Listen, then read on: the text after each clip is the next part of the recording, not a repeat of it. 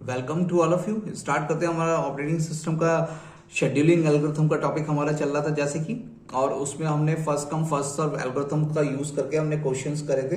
FCFS के हम questions कर रहे थे और लास्ट टाइम हमने करा था कि जिसमें अराइवल टाइम 0 था उसको हमने चेक करके देखा था कि कैसे हम उसे शॉर्ट एग्जीक्यूट करा पाते हैं और शेड्यूलिंग एल्गोरिथम एफसीएफएस यूज करी थी। तो अब हमारा नेक्स्ट वीडियो में अब हम एफसीएफएस में हम देखते हैं, लेकिन इसमें हमारा जो अराइवल टाइम है, अराइवल टाइम भी गिवन है। लास्ट टाइम वाले में अराइवल टाइम 0 था, यानी कि नॉट गिवन था, कोई भी अराइवल टाइम किसी के लिए नहीं था, स्टार्टिंग टाइम ही अराइवल टाइम था 0 एज। तो अब हम देखते हैं कि अराइवल टाइम अगर गिवन होता है तो कैसे हम एफसीएफएस का यूज करके सॉल्व कर पाते हैं क्वेश्चन को। तो स्टार्ट करते हैं सेशन। तो फर्स्ट ऑफ ऑल इसका सॉल्यूशन हम कैसे करेंगे, सेम प्रोसेस रहेगा। अगर आप सेम प्रोसेस को यूज करें, देखिएगा देयर आर 5 प्रोसेसेस, यहाँ पे 5 प्रोसेसेस हैं, उनके बस टाइम और अराइवल टाइम गिवन है। क्वेश्चन में कह रखा है कि इसमें टर्न अराउंड टाइम और वेटिंग टाइम आप निकाल के फाइंड आउट करिए, तो और रिस्पॉन्स टाइम भी बताइएगा। तो देखते हैं इसमें रिस्पॉन्स टाइम हमारा कैसे आइडेंटिफाई होता है। कहीं कहीं रिस्पॉन्स टाइम भी आपको पूछ लिया जाता है। तो प्रोसेसेस हैं P1, P2, P3, P4 and P5 and then there आपका अराइवल टाइम। अराइवल टाइम मैं पहले लिख लेता हूँ और बस टाइम बाद में लिख लेता हूँ, कोई प्रॉब्लम नहीं है, सेम चीजें, कोई भी चीज आप इधर टेबल में यूज कर सकते हैं जिससे दिक्कत नहीं रहेगी। 3, 5, 0, 5 and 4 and the bus time is the 4, 3, 2, 1 और 3, दैट्स द बस टाइम।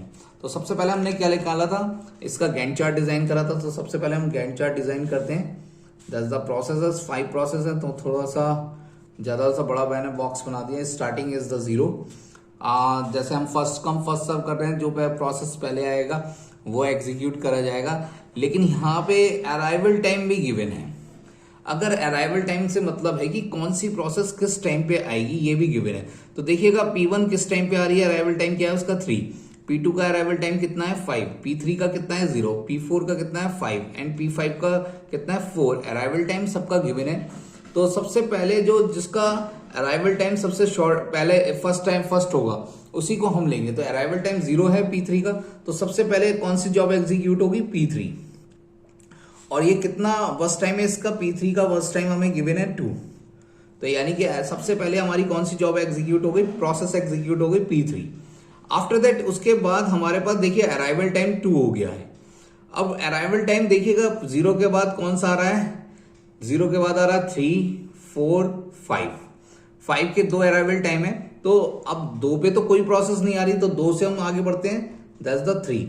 यानी इस टाइम हमारा कोई भी एग्जीक्यूशन नहीं हुआ, that's the time is the ideal time. Ideal रहा, प्रोसेस कोई भी एग्जीक्यूट नहीं हुआ। 3 पे हमारा कौन सा प्रोसेस आया आपका, देखिएगा 3 पे हमारा प्रोसेस आया, अगर आप देखते हैं तो 3 पे हमारा, उसके बाद हमारा 3 पे P1, सबसे पहले P1 अराइवल टाइम है, तो P1 एग्जीक्यूट हुआ और कितने मिली सेकेंड है उसके पास, 4 मिली सेकेंड, 4 + 3 = 7 मिली सेकेंड।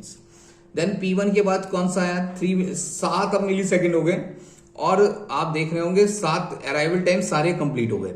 5 के बाद कोई भी अराइवल टाइम नहीं, तो इसके बाद हम सबसे पहले कौन सा लेंगे अराइवल टाइम, जो सबसे शॉर्ट होगा, तो दैट्स द P5।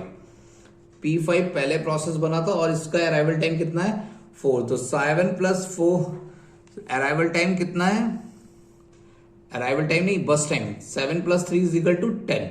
तो 10 ये हो गया P5 एग्जीक्यूशन के बाद। अब हमारा किसका अराइवल टाइम 5, इसका भी 5। जब सेम प्रोसेस आएंगे तो जो पहले आएगा फर्स्ट कम उसे हम एग्जीक्यूट पहले करेंगे। देन द P2 का आप देख रहे होंगे बस टाइम 3 है, तो 10 + 3 = 13 एंड लास्ट में बचता है हमारा, आप देखें लास्ट में बचता है P4 का हमारा बस टाइम कितना है 1, तो 13 + 1 = 14। तो दैट्स द गैंट चार्ट जो हमने ड्रॉ कर लिया, और ये ड्रॉ बहुत ही आसानी से हो जाता है, बहुत ही बढ़िया। तो सबसे पहले हम क्या निकालते हैं, कंप्लीशन टाइम। आपको पता है कंप्लीशन टाइम कैसे निकाला जाता है, हर किसी प्रोसेस का कंप्लीशन टाइम कितना है। तो देखते हैं P1 का कंप्लीशन टाइम कितना है, देखिएगा P1 का कंप्लीशन टाइम 7, P2 का कितना है 13, P3 का कितना है 2, P4 का कितना है 14, P5 का कितना है 10 दैट्स द कंप्लीशन टाइम।